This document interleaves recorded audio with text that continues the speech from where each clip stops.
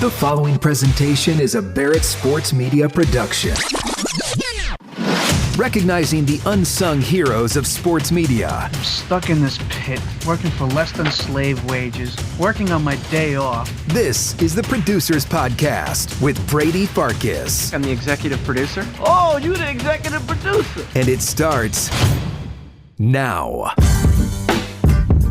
Welcome in, everybody, to episode 1 of the revamped Barrett Sports Media Producers Podcast. And over these installments, I'm really looking forward to telling the stories of producers and learning the responsibilities of producers. Because when I got into business 7-8 years ago, I thought the producer had one job: sit behind the glass, talk a little bit, answer phone calls, and maybe provide the host with some stats or some figures. I thought that was it. But over the last 7-8 years, one, the producer position has changed a lot. And number two, there's a lot more kinds of producers than I ever thought before. There are producers for podcasts. There are radio producers. There are multiple producers on shows, and they have different responsibilities. There's social media producers. There's digital producers. There's also producers of live sports. And that's where we're going to go for episode 1. I'm very, very excited for you to hear our conversation with Ben Charleston from WEEI in Boston. He is the executive producer of the Red Sox Network. He handles the work for the Red Sox in-game broadcasts as well as all of their affiliates across New England. And he is the executive producer of the daily talk show Mutt at Night as well. So hope you enjoyed Ben Charleston. Here's episode 1. Ben, executive producer of the Red Sox Network. Let's start there. I think it's expansive, but kind of give me a synopsis of your responsibilities in that role. Well, in a quick, description of it, basically anything behind the scenes is really my responsibility. Like, I run the board, set up the in-game drops, work with sales, and make sure everything's running smoothly for the affiliates. It's not something I can easily describe, quickly, but just anything behind the scenes and related to the broadcast, that's what I'm doing. And any problems for sales, affiliates, broadcast goes through me and is my responsibility to figure out how to fix it or fix it on my own. One techie question, which is more of an engineering question, but I've been curious, is my station is a Red Sox affiliate. When you are running the board and getting everything done in-house at WEEI, is it just about everything being perfect at WEEI and then it flows to the rest of the affiliates, or are there issues that you have to deal with in-game from all of us calling you as well? Usually, most of the time, it's if something goes wrong at my station, then that's where the problem is for the affiliates. But there are times where something goes wrong just at a single affiliate station, like their connection with us or something like that happens, and it is them.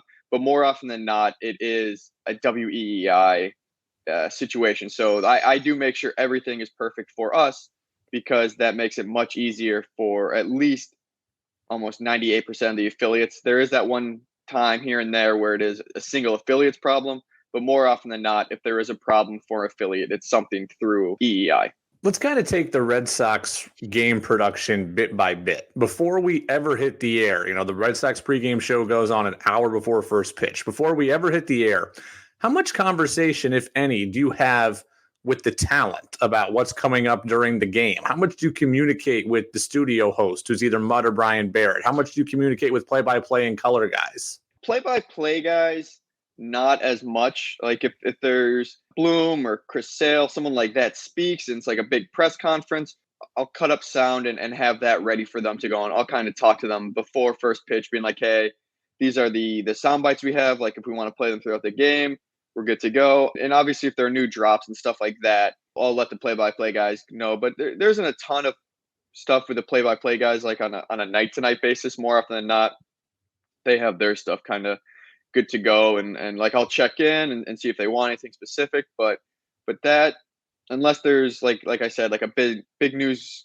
dump of the day or a big press conference, we don't really break down kind of like what they're going to talk about during the game. Mutt is more often, or Barrett, like early in the morning, we get emails between us and kind of big stories of the day. We organize what we're going to do for like highlights and sound from the night before to use, and then kind of figure out what the big story is for that day, and then kind of how we're going to put it into the pregame show. Like if we're going to use national sound, if we're going to use Cora, like something like that. So Mutt and Barrett is definitely a much more back and forth communication between them, trying to figure out like how we're going to make the pregame show work, and what we're going to use for the pregame show. And the pregame show is very interesting. It's really unlike any I've heard in that it is a 1 hour long show, but it's done in this talk show style format where there's fully developed segments and there's interviews. There's a lot of moving parts. How do you kind of get that set up and make it run so seamlessly? Repetition, honestly. the like first couple of times when we did it, trying to figure out how to time everything out and get everything going was a little bit more difficult. Yeah, because it is like we're trying to do a talk show, but we do also have a limited amount of time, and we have a certain amount of commercials that we have to get in. So it was kind of hard figuring out how to do it. But then as we got going, it was kind of we learned as we went, where like we're like, all right, let's try this, and it was kind of we try stuff. If we didn't like it, or we felt like it slowed down the show or something, we then try and find something else. And now we've kind of, it's been a couple of years now, and I think we've kind of figured out the format. Like we're still tweaking stuff, trying to like, all right, like we like this more often, we don't like this as much. But so it was kind of a trial by error type stuff, where it was, hey, like let's do this. We're going to try this out. If we come up with a new idea, we try it out, and we see how it goes. But yeah, it was at the start. It really was. We had the idea. We knew how we were going to do it, the format and everything, and it was just kind of figure out what pieces work where, and how they will fit together. Mutt has done a daily talk show for a number of years. You have produced his daily talk show for a number of years. So I would have thought it was an easier transition to have the pregame show be kind of an extension of that. What made it difficult? The talk show part was easy, kind of like that format, but since it is a pregame show that's daily and it's based just on the Red Sox, it is one of those things where sometimes there aren't storylines out there. There isn't like, some games there's nothing to talk about, so you kind of have to figure it out. And some seasons, like a couple of years ago, they're just really bad, and it's hard to come up with storylines that are interesting. So that was kind of the thing where it is, like we both have worked on that talk show format. We've been doing this together for a while. So like that part's easy, but it was figuring out like what pieces, what format, and kind of what stories make the show interesting. Because like we could have easily just hopped on the air for 60 minutes, or I think it's like 45 of like actual on air time, and kind of gone through the motions. But we were trying to figure out how to make it interesting, because honestly, it is a pregame talk show. Like that's not like something that like people always love. So it is trying to figure out how to make it interesting, how to keep it new, and how to bring people in to talk about what is the big story of the day. Since it is a pregame talk show, has there ever been a discussion of bringing calls into the pregame show? We have talked about it, but it's just one of those things where it is, since it is a pregame show, it is kind of like we do have like, the Cora interview. We have Clubhouse Insider with one of our beat guys, and then we like talk to Will Fleming, stuff like that. So it is one of those things we have talked about it. We only have a limited amount of time where we take callers. And then it's also, we have to trust that the callers are good or even calling in. So it would have been kind of like a risk reward. So yeah, we can take calls. We had talked about it, but then it's like, what if we don't get calls that day? Like, are we going to be focused too much on the callers, like hoping that they call in? And then it is one of those things where if you do get them, it's a longer process trying to vet them and make sure that they're bringing something to the show. Like to be honest, when it's a 4-hour talk show, you can get away with, the bad caller here and there, because you can keep it quick. But with that, like when we're doing, I don't know, basically 10, 15-minute talk show part, if you have a bad caller and it really just slows down the show completely, like it kind of ruins it. So we were kind of thinking, we've had discussions or had discussed about bringing callers on, but it was just one of those things we didn't think it really brought anything to the show or helped streamline the show. It kind of and it caused more problems than we thought it would add to the show. Let's move off the Red Sox games. Let's go to Mud at Night, which is a daily talk show airing on WEEI, and it's on from 6 at night until 10 at night on days when the Red Sox aren't playing, so in the off season and on off days, or if there have been Sox day games. But it's such a unique time slot in that sometimes it's 4 hours and sometimes it's an hour long and sometimes it's less than that even. How do you find a rhythm in the show knowing that day to day it might be a different length of time? That's a good question. I don't know if I ever really get used to it. Once it's in season, that's definitely the more difficult one.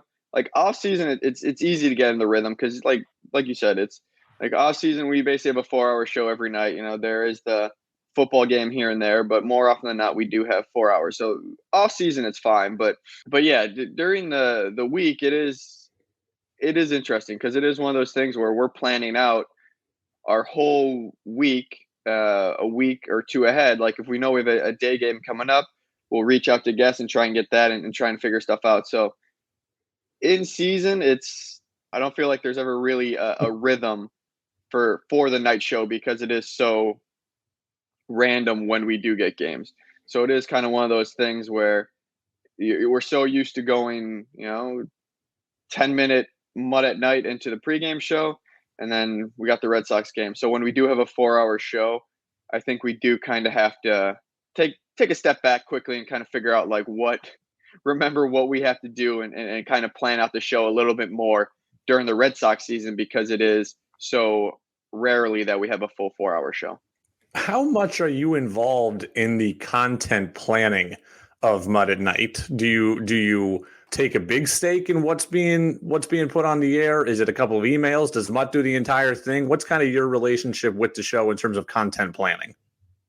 Content planning, I would say, is about 50-50 for, I think, no, I probably maybe a little bit more for me, like sending sound and articles and news to Mutt, but then it's on Mutt. More often than not, he'll be the one that kind of goes through the stuff and picks what he wants to talk about because obviously he's the one doing the show for 4 hours more often than not by himself.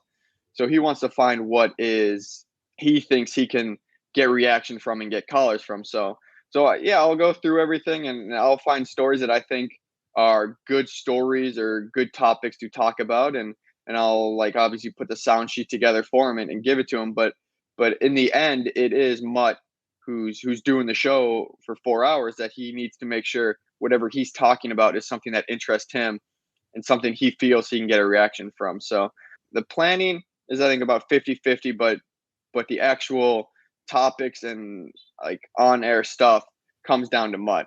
We'll talk from emails and we'll talk when he gets in and kind of plan everything out. But it and there are I'll suggest stuff, I think, and we'll go through stuff and talk about it. But like I said, it's more often than not, it's Mutt's decision what we do and what leads the show and kind of what drives the show.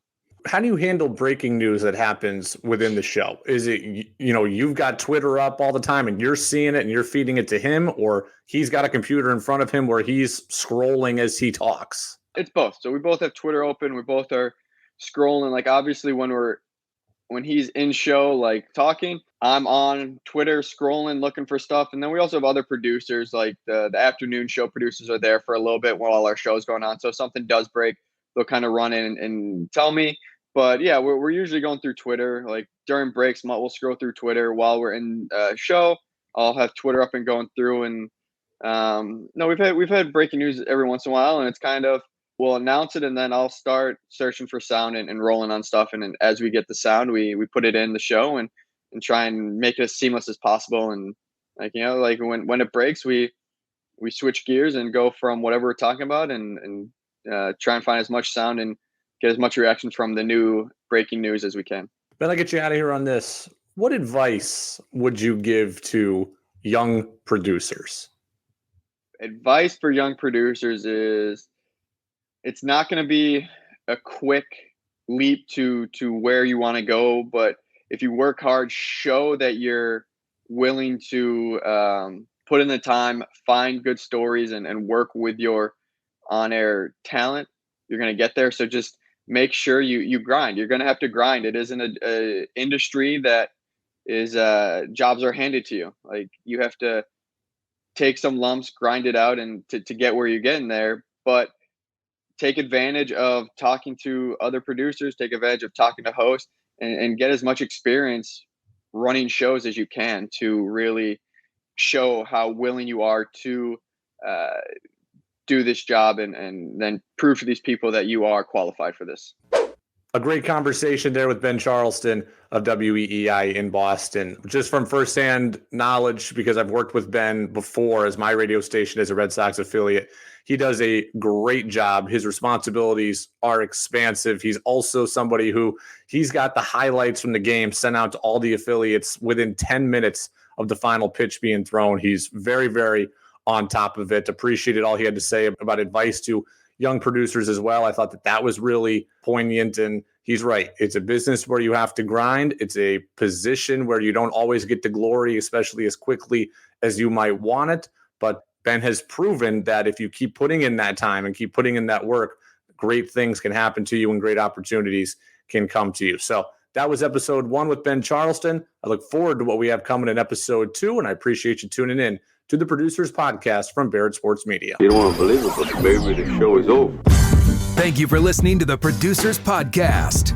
To enjoy past and future episodes, check out iTunes, Spotify, Amazon, the iHeart app, and BarrettSportsMedia.com.